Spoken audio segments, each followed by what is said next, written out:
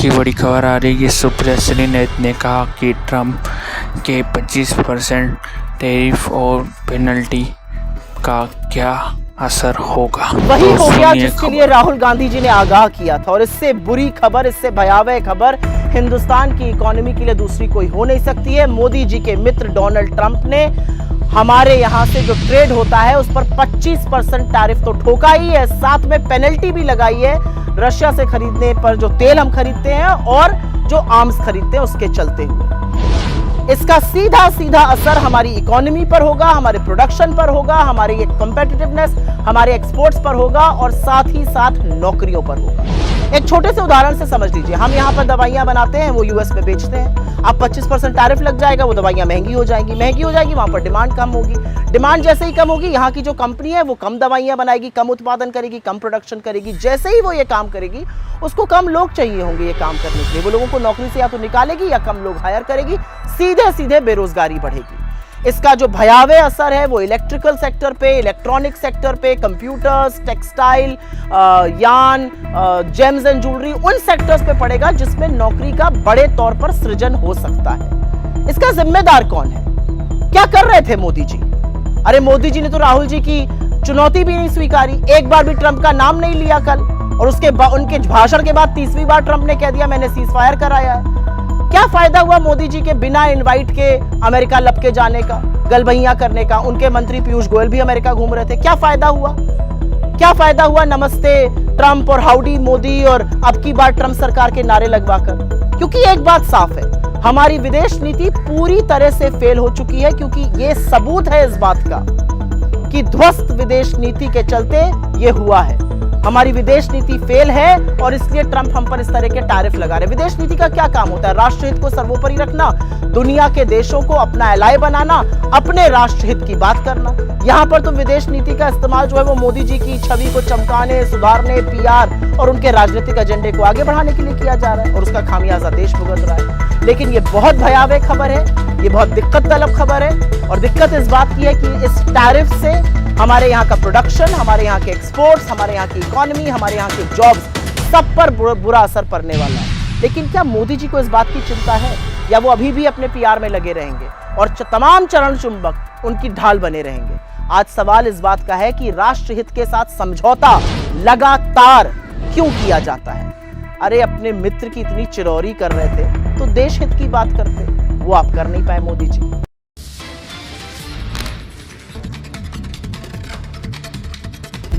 आज की एक और खबर आ रही है सीधे ही मध्य प्रदेश से। भोपाल के पुलिस और प्रशासन कार्यकर्ता और सांसदों और कैबिनेट मीटिंग और डॉक्टर मोहन यादव जी के साथ की गई है। और देख सकते हो किस द्वारा प्रशासनिक और सांसदों और सभी मध्य प्रदेश के कार्यकर्ता, मध्य प्रदेश शासन और पुलिसकर्मी और सभी किस तरीके से चर्चा कर रहे हैं कैबिनेट मीटिंग में। और डॉक्टर मोहन यादव जी ने भी अपने शब्दों में कहा कि मध्य प्रदेश की शासन को सख्त से सख्त पुलिस और मजबूती की जाएगी। तो आप देख सकते हो इन तस्वीरों में किस तरीके से कैबिनेट मीटिंग हुई जा रही है और वीडियो कॉल कॉन्फ्रेंस और सभी शिक्षकों और सभी कार्यकर्ताओं से बातचीत हो रही है। धन्यवाद।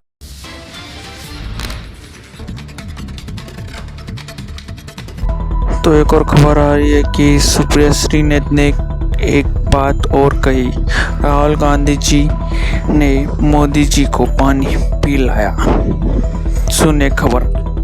दम नहीं है मोदी जी में, और बिल्कुल भी दम नहीं है। राहुल जी ने खुला चैलेंज दिया था, इंदिरा जी का आधा दम भी हो तो आइए और 29 बार डोनाल्ड ट्रंप ने कहा उन्होंने सीज फायर किया है, सदन से बोलिए ट्रंप झूठ बोल रहे हैं। बोल नहीं पाए मोदी जी।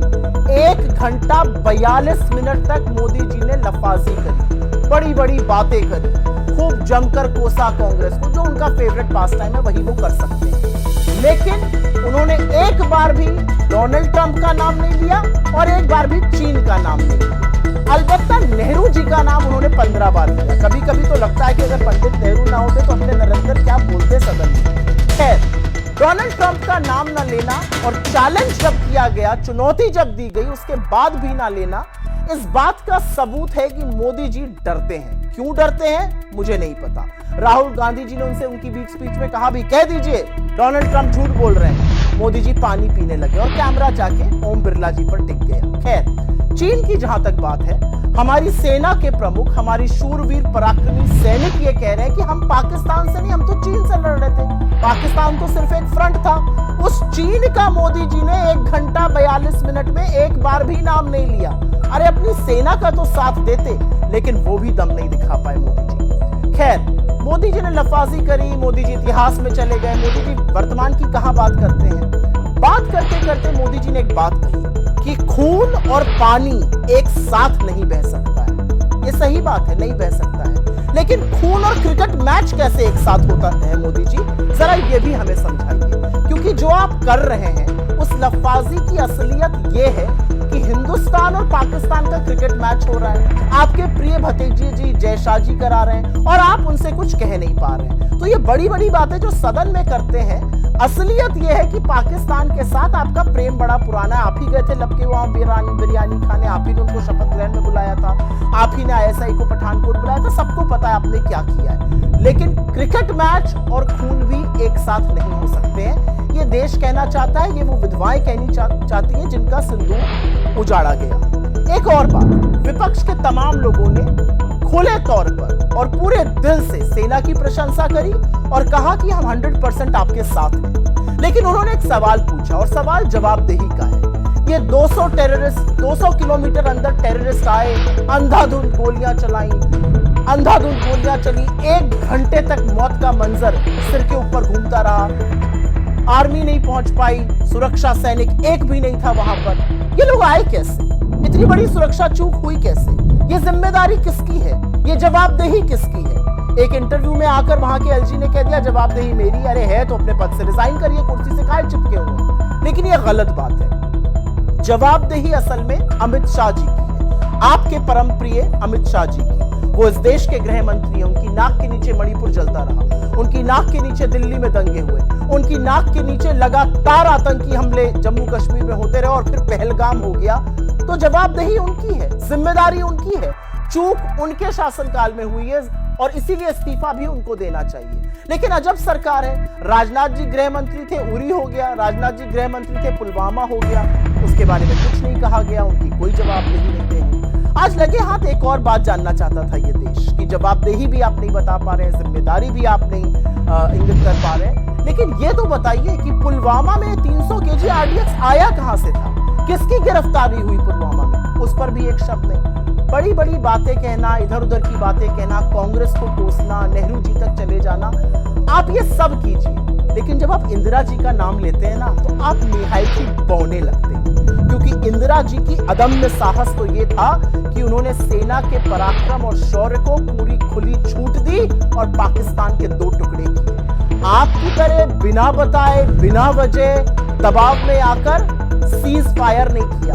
आप लाख कहते रहिए लोगों से कि मैंने किसी नेता से बात नहीं करी, लेकिन अगर आप ट्रंप का नाम नहीं ले पाए तो 29 बार जब डोनाल्ड ट्रंप खड़े होकर यह कहते हैं कि मैंने सीज फायर कराया और ट्रेड डे का हवाला देके कराया, तो क्या वो झूठ बोल रहे हैं? और अगर वो झूठ बोल रहे हैं तो आपको जवाब देना चाहिए था। असलियत यह है कि राहुल जी ने कुछ बड़ी पते की बातें कही आज। उन्होंने कहा कि अगर 1:05 पर रात को ऑपरेशन सिंदूर शुरू हुआ तो 1:35 पर हम पाकिस्तान को कैसे इन्फॉर्म कर सकते हैं? हमने पाकिस्तान के सामने अपने सारे पत्ते खोलकर रख दिए। हमने पाकिस्तान को कह दिया कि भैया हमारे अंदर पॉलिटिकल विल भी नहीं है, हम आपके सिर्फ आतंकी कैंपों को तहस नहस करेंगे, हम आपके मिलिट्री एस्टैब्लिशमेंट को नहीं छुएंगे। और उसके बाद आपने जो पायलट भेजे, हमारी सेना के आपने हाथ बांध दिए, क्योंकि उनको आपने कहा कि आपको पाकिस्तान का एयर डिफेंस सिस्टम, उनका मिलिट्री इंफ्रास्ट्रक्चर ध्वस्त नहीं करना है। ये काम अगर आप कर पाते तो आप इंदिरा जी की बात करते, लेकिन आप इंदिरा जी की बात करने लायक नहीं है। जाते जाते एक बात और कही जाएगी और ये बात कहनी यहाँ पर जरूरी है। आप बड़ी बातें करते हैं, आप लफाजी करते हैं, एक चरण चुंबक मीडिया आपसे सवाल पूछने की हिम्मत नहीं जुटा पाता है, लेकिन आज ये देश एक सवाल पूछ रहा है। इतना बड़ा आतंकी हमला हुआ, उस हमले की जवाबदेही किसकी है? आप मैच कैसे खेल सकते हैं पाकिस्तान के साथ?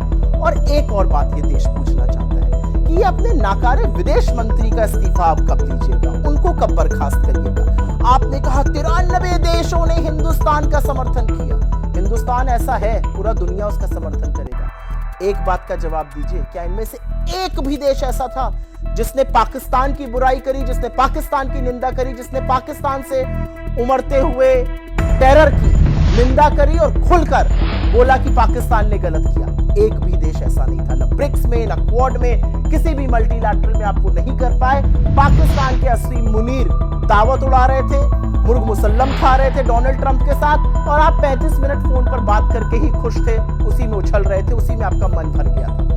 मोदी जी, इस देश को एक कायर, एक डरपोक प्रधानमंत्री नहीं चाहिए। इस देश को एक ऐसा प्रधानमंत्री चाहिए जो सेना को छूट दे, जो सेना के पराक्रम और साहस को पहचाने और उनको आगे बढ़ने की क्षमता दे।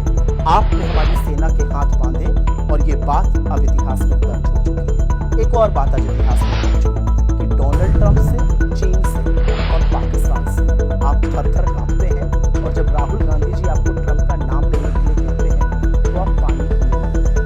डर आपको लगता है, गला आपका सूखता है।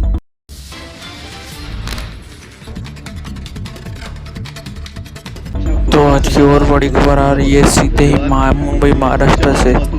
तो सीएम उद्धव ठाकरे ने जन्मदिन के अवसर पर मातोश्री ने जन्मदिन की बधाई देते हुए क्या कहा, सुने। तुम्हाला सगळ्यांना खरोखर मनापासून धन्यवाद। आणि तुमच्या माध्यमातून तुम्ही बघताय किती लोक येतात आणि बरेचसे मेसेज आले, ज्यांनी शुभेच्छा दिल्यात आणि नेहमीच त्यांच्या शुभेच्छा मला आवश्यक असतात।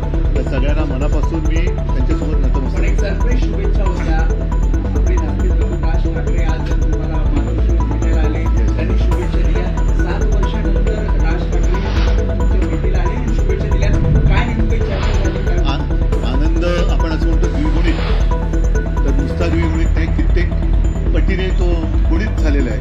त्याच्यामुळे नक्कीच पुढचा सगळा जो काय काळ आहे तो चांगला होईल याची मला खात्री आहे।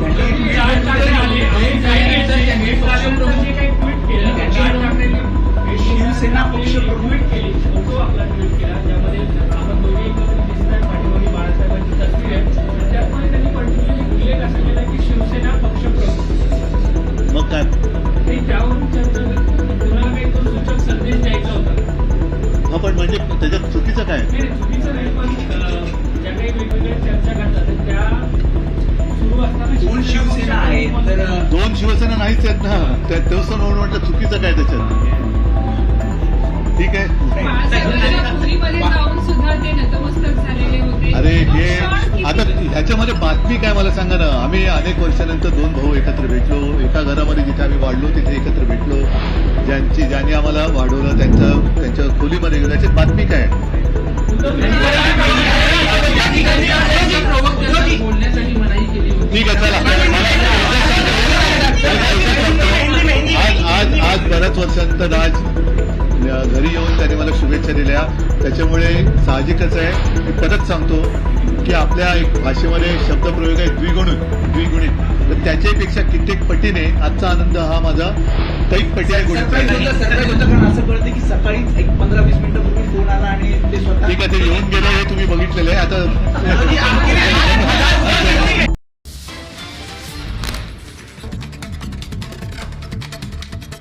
तो आज की आखिरी खबर। तो कांग्रेस सरकार ने बस चालकों को कर्नाटका में नई स्कीम को लागू किया गया है, सुने खबर। The Congress Karnataka government's Shakti scheme offering free bus travel is turning mobility into opportunity for women.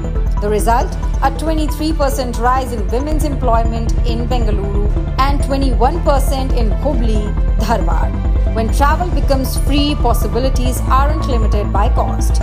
Women can travel farther, work more, and earn better.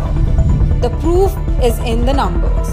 Just days ago, the Chief Minister handed over the 500th crore Shakti ticket, a milestone that speaks for itself. This is what real empowerment looks like. the Congress Karnataka model of creating impact and changing lives.